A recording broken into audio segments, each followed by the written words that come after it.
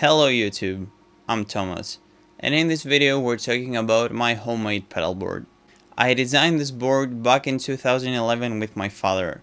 I remember telling him that I was going to buy a new board since the IKEA shelf that I was using as a board at that time could fit no more pedals than I already had. So we went through the pedal train stuff, and he told me that he could put together something similar to the Pedal Train Pro, even bigger and for much less money, and to be honest, so he did. This is an all aluminum construction, 40 inches wide, 16 inches deep, and around 6 inches tall, including the rubber feet. As you can tell from the dimensions, it comes really close to the Terra that came in production later on by Pedal Train. The board consists of 5 horizontal rails that are 1.6 inches wide. They're all covered in female velcro, and the gaps between them are around 2 inches wide.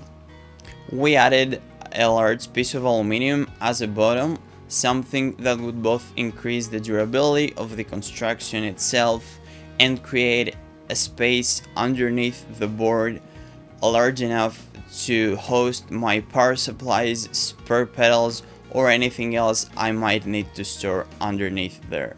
We also decided to remove most of the back panel so cables could easily run through it, and we covered it with a rubber-like material because it was too sharp to stay like that. As for the left and right sides, I believe they are wide enough to offer easy access to the bottom of the board. The components of the board costed around 60 euros, but considering that we already had the majority of the tools to put them together, I cannot actually put a price on the board. To sum up, this is what the board looks like when it's fully loaded with pedals. Despite my father's outstanding job, after loading and unloading the board a couple times, I found a couple things that we overlooked through the designing and building process. To begin with, even though my father insisted on that, I didn't think that having a third vertical bar in the middle of the board was that important.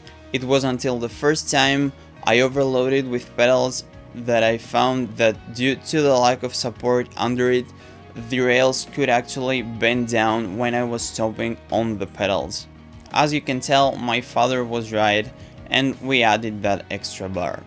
In addition, after getting more pedals over the years, I found that the rails were not wide enough for some of them, while the gaps between them were in some occasions too wide. As a result, pedals that come in small footprints such as mower couldn't be stable enough to step on them if they were placed in a single rail and could easily fall into the gap between the two rails. Finally, the piece of aluminum used as a bottom for the board raised the height of the two outer rails as it had to go under them for construction reasons. I guess this is not a major problem as the Velcro makes up for it, but I think I'd mention it for anyone considering building a similar board to mine, just to have that in mind. Guys, thank you so much for watching this video.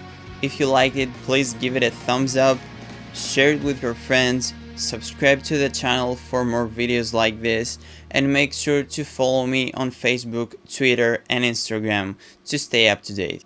All links will be in the description below. See you next time.